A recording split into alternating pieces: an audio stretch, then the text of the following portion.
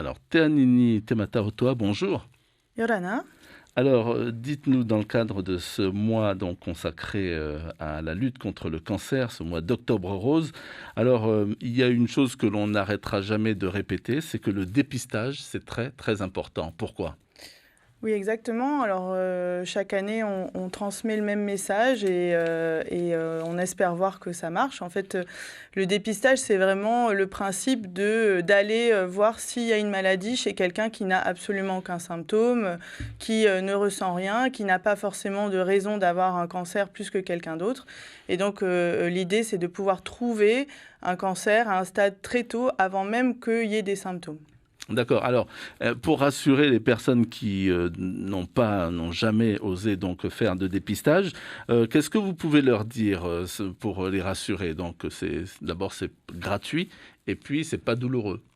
Alors oui, du coup, il y a la mammographie, l'examen de dépistage du cancer du sein, la mammographie, la radio-TT est prise en charge à 100% par la direction de la santé, avec une échographie si nécessaire. Donc ça, déjà, c'est un premier frein qui n'existe pas, parce que la mammographie était déjà prise en charge à 100% depuis longtemps, mais l'échographie a été rajoutée dans le dépistage depuis l'année dernière, alors qu'avant, les femmes devaient rajouter ce coût supplémentaire. Et aussi, alors il y a surtout une peur de la douleur vis-à-vis de l'examen. Donc on sait qu'aujourd'hui, les appareils sont quand même plus sensibles, donc il y a moins besoin d'appuyer sur le titi. Donc ça reste un examen pas très agréable, mais qui n'est pas aussi douloureux qu'avant. Et puis surtout, le message qu'on essaye de leur transmettre, c'est que le fait de dépister plus tôt permettra vraiment de traiter et de n'avoir pas de conséquences après à long terme. Alors les freins justement au dépistage, c'est quoi surtout? Les personnes donc par exemple que vous croisez, qu'est-ce qu'elles vous disent? La plupart du temps, en fait, le problème, c'est que je les croise pas, c'est que justement, elles viennent pas consulter, en fait. C'est que souvent, la femme se dit, après la ménopause, après 50 ans, quand il y a plus d'enfants, bon, ben voilà, il y a plus de contraception, donc il y a plus besoin d'aller s'occuper d'elles, en fait, en général. Puis surtout, elles n'ont pas de symptômes, donc elles se disent qu'il n'y a pas de problème. Donc l'idée, c'est justement qu'elles reviennent consulter, qu'elles sachent que le suivi continue encore plus à ce moment-là, tous les ans. Et puis après, il y en a certaines, en effet, qui ont peur du cancer, qui ont peur qu'on leur trouve un cancer. Et justement, le message qu'on essaye de leur dire, c'est que ne pas faire la radio ne va pas faire disparaître le cancer, mais au contraire, de pouvoir le trouver plus tôt va permettre qu'elles vivent encore plus longtemps. Alors, c'est vrai que aussi dans l'esprit de beaucoup, cancer a souvent été associé à la mort. Oui, tout à fait. Et c'est vrai que sur le cancer du sein, avec l'avancée qu'on a aujourd'hui au niveau des traitements, c'est vraiment... alors, je ne vais pas dire plus du tout le cas, hein, ce serait faux de dire ça, mais la mortalité a diminué et on est sur maintenant des traitements qui marchent. On est sur ce qu'on appelle la survie à 5 ans, qui est, quand c'est détecté à un stade précoce, qui est proche de 99%, quand on vraiment détecte très très tôt et qu'on traite très tôt. Donc voilà, donc c'est vraiment quelque chose qui n'est plus systématique aujourd'hui, et surtout dans le cancer du sein où les traitements ont fait de belles avancées.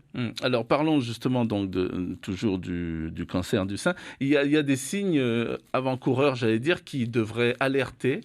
Alors oui, du coup, là, s'il y a des signes, on n'est plus dans le dépistage, mais du coup, en effet, il faut vraiment être aussi vigilant là-dessus. Donc, nous, quand on a la chance de pouvoir voir les femmes tous les ans, c'est-à-dire qu'elles savent qu'elles doivent aller consulter, que ce soit le médecin généraliste, le gynécologue, la sage-femme, chaque année, du coup, nous, on fait cet examen et on regarde s'il y a quelque chose, mais d'elles-mêmes, en effet, si jamais elles sentent une boule, donc c'est comme un petit caillou sous la peau qui ne fait pas mal, ou si elles voient qu'au niveau de la peau, il y a quelque chose de différent, que la peau a l'air, on appelle en aspect en peau d'orange, c'est-à-dire qu'elle, en tout cas, quelque chose qui n'est pas comme d'habitude, ou aussi au niveau du mamelon, si elles ont l'impression qu'il y a quelque chose qui coule, ou que la peau aussi a changé, l'aspect de la peau a changé, enfin, si les seins n'ont pas la même forme que d'habitude, voilà, la moindre chose qui est anormale, et c'est pour ça que, bon, les seins, c'est ses propres seins, on les voit tous les jours, on se douche, et donc, il ne faut pas hésiter à demander un avis ou à aller aller consulter s'il y a quelque chose qu'on ne trouve pas normal. Alors, consulter à partir de quel âge? Est-ce que les jeunes, par exemple, peuvent se dire, nous, ce n'est pas encore notre problème?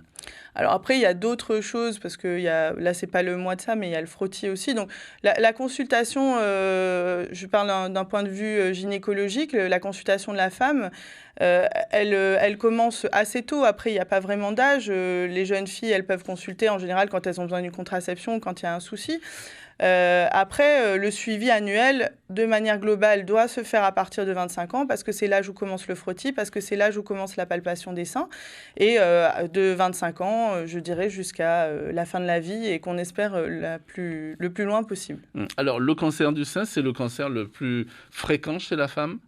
C'est le cancer le plus fréquent chez la femme, ici aussi, oui, oui. On a une explication? C'est parce que c'est un cancer qui est aussi lié aux hormones et à l'âge. Et donc, on sait que de toute façon, c'est un cancer qui vient plus fréquemment après 50 ans, justement par rapport à cette imprégnation hormonale au niveau des seins. Et après, il y a d'autres facteurs de risque. Alors, est-ce qu'en Polynésie, il y a plus de cancers du sein qu'ailleurs ? Pour le moment, le registre des cancers continue chaque année. Les cancers sont déclarés, donc il y a un registre des cancers qui est établi. Mais en tout cas, on sait aussi que dans les autres facteurs de risque, il y a l'obésité, il y a le diabète, il y a la consommation d'alcool. Donc c'est d'autres choses aussi qui peuvent favoriser la survenue d'un cancer du sein. Alors dans le classement, donc on l'a vu tout en haut, il y a le cancer du sein. Ensuite, les autres cancers les plus importants ici au Fénois.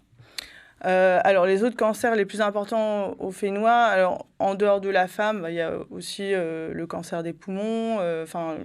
Il y en a plusieurs. Là, c'est vrai qu'on a Octobre Rose. Bon, c'est pas pour dire que c'est un cancer qui est plus grave ou plus important que les autres. C'est un cancer qui a le mérite, en fait, de pouvoir être bien traité si on le dépiste tôt. Donc là, on s'est vraiment concentré sur le cancer du sein. Il n'y a pas de facteur principal, on peut dire, pour le cancer du sein, par exemple?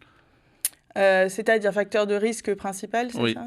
Je viens de le... Alors, c'est l'âge, le facteur de risque principal. C'est pour ça qu'on fait le dépistage à partir de 50 ans et qu'on espère que les femmes n'arrêtent pas avec le temps parce que souvent, elles le font à 50 ans, 52 ans, jusqu'à à peu près 60 ans. Et puis après, il y a vraiment un relâchement vis-à-vis de leur santé. Donc, au contraire, il faut continuer vraiment le plus longtemps possible. Alors, c'est pris en charge jusqu'à 74 ans. Et puis après 74 ans, ça se discute avec leur médecin si on continue à faire les mammographies ou pas. Alors, une bonne ou une mauvaise alimentation, on a souvent dit que ça peut être l'une des causes. Ce sont des idées reçues? Non, pas du tout. Oui, je viens de le dire. Comme le cancer du sein, l'obésité et le diabète fait partie des facteurs de risque.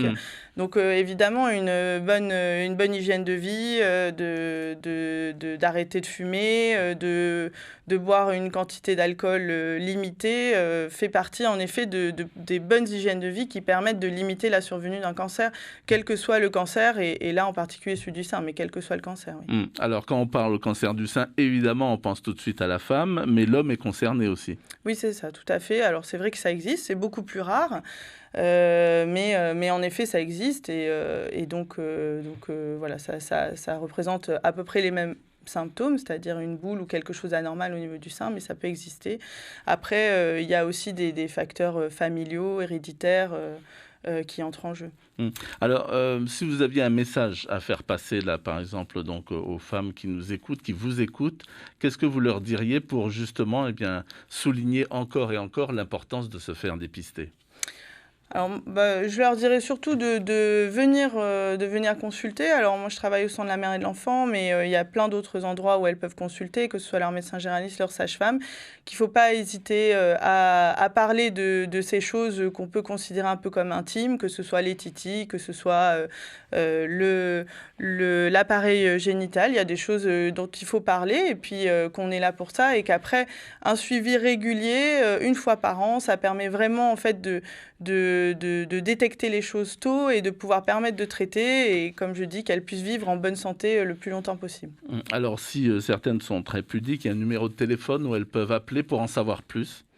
De toute façon, oui, bien sûr, elles peuvent téléphoner. Alors, il n'y a pas un numéro spécifique par rapport au cancer du sein en particulier, mais au Centre de la mère et de l'enfant, c'est le 40 47 33 20. Elles peuvent téléphoner. Alors, c'est pour prendre un rendez-vous, mais si elles sont hésitantes, elles peuvent aussi passer. Puis ce qu'il faut savoir, c'est que par rapport à la pudeur, on est tout à fait réceptif à ça. Et rien qu'une consultation, rien que discuter, rien qu'expliquer, voilà, on n'est pas obligé de faire un examen. Alors, il faudra le faire à un moment, mais on n'est pas obligé de le faire dès la première consultation si elles ont juste des questions à poser.